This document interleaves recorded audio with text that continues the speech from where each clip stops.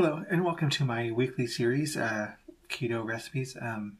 Just looking up and sharing different recipes that fit into the ketogenic diet. I've always been a big fan of pizza. I just love pizza. But even before doing the keto, I just didn't like the crust because it was just too much bread for me. Always got hard before I finished eating it. But anyway, I just love this stuff that goes on top of it, so I just love pizza. And cheese. I just love cheese. So the greatest thing about keto diet is you're eating cheese all the time. But and one of my favorite recipes that's not keto is pizza casserole. But all the pizza casseroles, standard pizza casseroles, is with spiral pasta, or there's some with macaroni and cheese, and then it's just not keto friendly. So I was looking up some keto friendly pizza casserole recipes.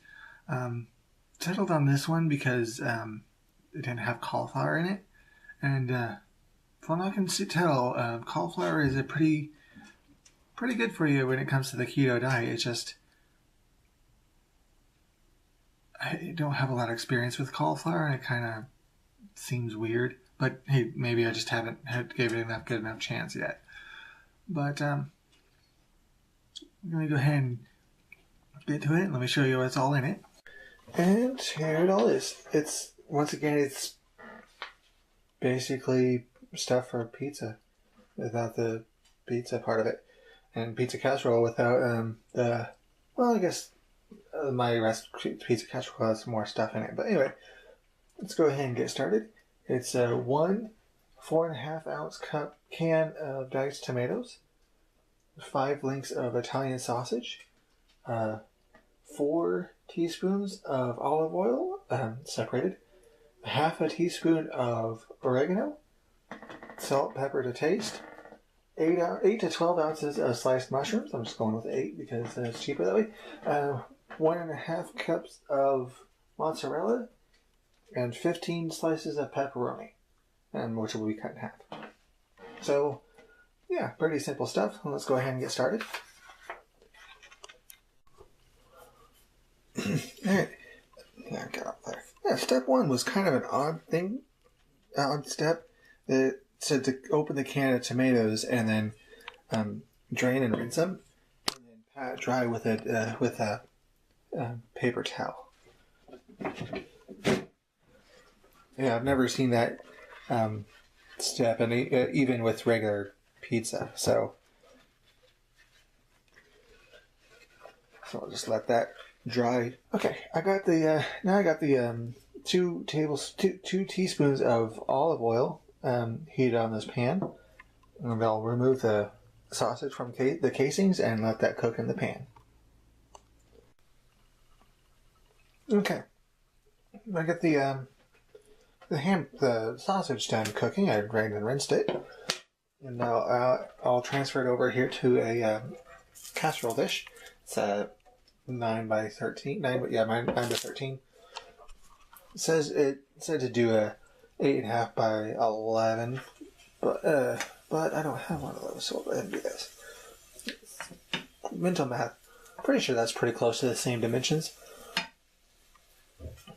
if you get down to area. But anyway, put that even layer of that. Now, we'll put another 2 teaspoons of olive oil in the pan. Got 2 teaspoons of olive oil in the pan to warm back up, so I can hear it sizzling. We'll add the mushrooms. We'll let those cook until they start making a brown liquid. While the mushrooms are cooking, we'll go ahead and transfer the tomatoes over here to the casserole dish. Okay, the mushrooms look pretty much done, so we'll go ahead and transfer them over here to the casserole dish. I've been kind of sloppy lately getting stuff. I don't know if I'm just being too picky, too rushed, or what. I just can't get things spread out evenly. Okay, now we'll go ahead and season with the oregano. We just gotta try to get it spread around. And then salt and pepper to taste, which always kind of, the phrasing always kind of annoys me because of course you're using salt and pepper to taste it. That's what salt and pepper does. So it's like, how much salt and pepper do I put? About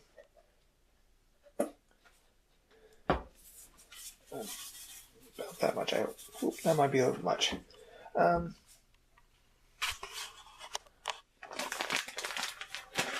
Yeah, the recipe calls to put for 1.5 cups of the cheese to put on top, but the bag I bought is a 2-cup bag, and it'd be unfortunate if anybody went to waste. So we'll go ahead and put the whole 2 cups of cheese on top of it. Now I'm getting the cheese on top. I think it'd be better if I put the tomatoes on top of the cheese, but I don't think it really matters. It all gets munched up anyway. Alright, now that the cheese is all covered up, we'll go ahead and add the pepperonis. It says 15 slices of pepperoni, but I wonder if that's a typo. I wonder if she meant 15 ounces of sliced pepperoni cut in half, because that's not a lot of pepperoni. But we'll get that on there. Oh, I guess that did make a pretty even coat, but we'll go ahead, now that the pepperoni is is topped on there, go ahead and put that in the oven.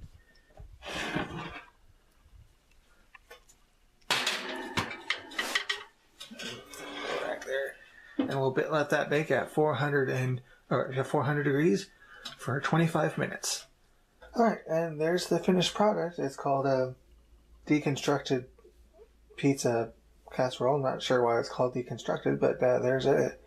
I think I'll get when I eat it. I'll have some Parmesan and stuff on top of it. But yeah, there's what it looks like. Yeah, and I talk about eating meat and cheese and all this stuff all the time, but remember, part of the keto diet is vegetables and salad, above ground vegetables mostly, and salads like kales and stuff like that. But yeah, it's a very simple recipe, very easy to follow along, and keto lifestyle is a very easy style to live by. But yeah, I think I'm gonna wrap up there. My battery's dying on my phone, on my camera, so. Have a nice day, and see you next Tuesday. I guess you'll see me next Tuesday.